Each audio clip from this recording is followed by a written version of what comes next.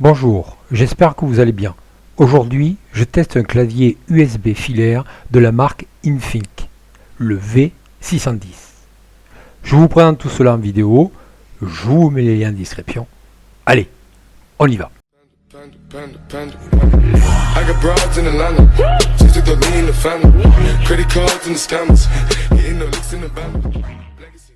Alors voilà, on se retrouve pour cette vidéo de clavier.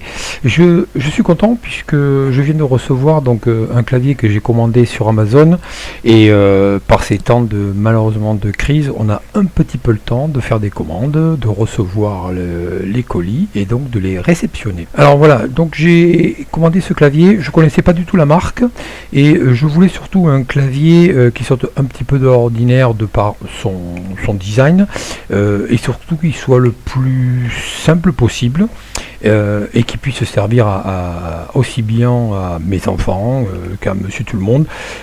Vous verrez dans la vidéo qu'il est plus tourné effectivement sur la bureautique que le gaming, d'accord, essentiellement parce que d'une part déjà il n'est pas RGB entre autres. Alors voilà ce que ça donne. Le design est sympa, surtout avec ses touches raccourcies et tout, c'est ce qui m'a fait un petit peu donner envie de l'acheter. Voilà, les touches de déplacement, les touches donc bien connues pour pouvoir jouer. Et surtout, voilà, on a un prix de 17 €. D'accord, on a un prix de 17 €. Alors, sans plus attendre, on va commencer le déballage. Alors, ce clavier, il est de la marque Infinc. D'accord. C'est une marque qui a été fondée en 1993, une marque donc chinoise. C'est la première équipe de Chine engagée dans la recherche, du développement et des produits audio et vidéo numériques. V610. Alors commençons. Donc déjà la boîte simple, rigide, avec effectivement le clavier dessiné dessus. Hop. Hop. Et voilà.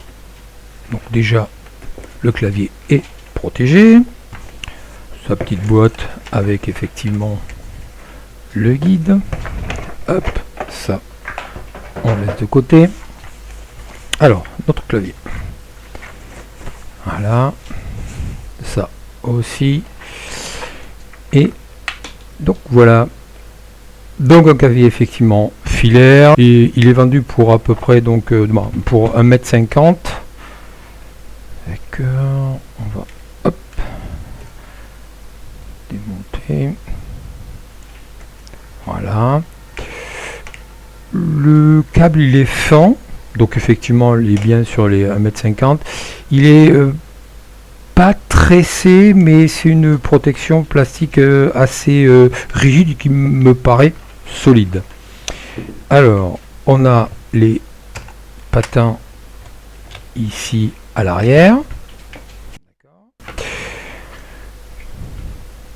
plus des petits patins ici antidérapants. Tout est plastique. Je rappelle le prix, donc 17 €.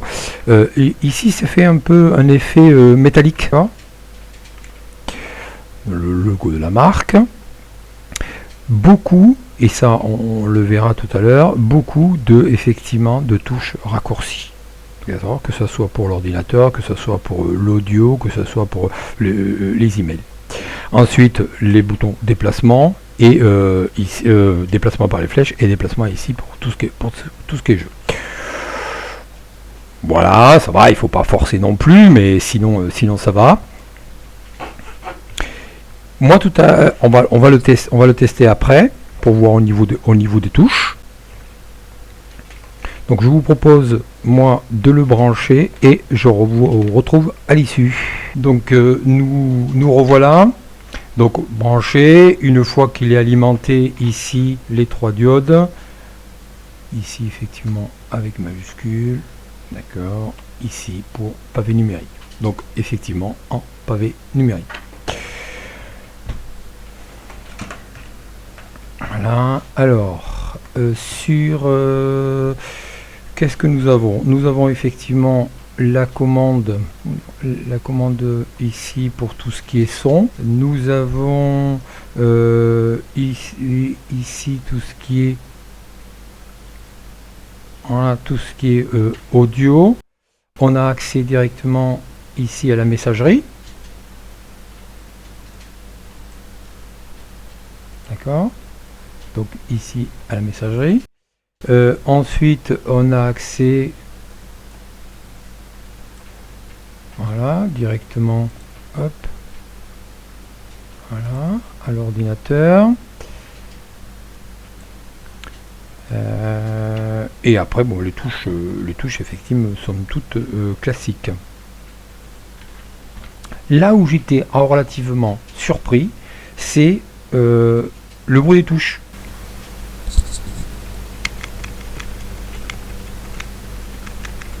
On n'entend rien. C'est des touches très silencieuses. D'accord. C'est des touches très silencieuses. Donc ça, effectivement, pour de la bureautique, c'est très bien. Voilà. Après le reste, effectivement, comme je vous dis, il n'est pas gaming, il n'y a pas de rétroéclairage, d'accord.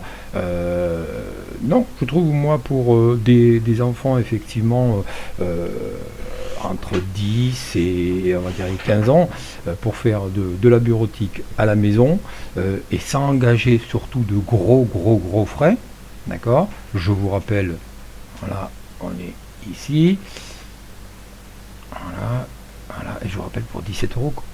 Voilà, bon, 17 €, vous avez effectivement un clavier qui permettra de pouvoir travailler, de faire de la bureautique et surtout sans aucun bruit. Et un peu de design effectivement par ces couleurs de touche.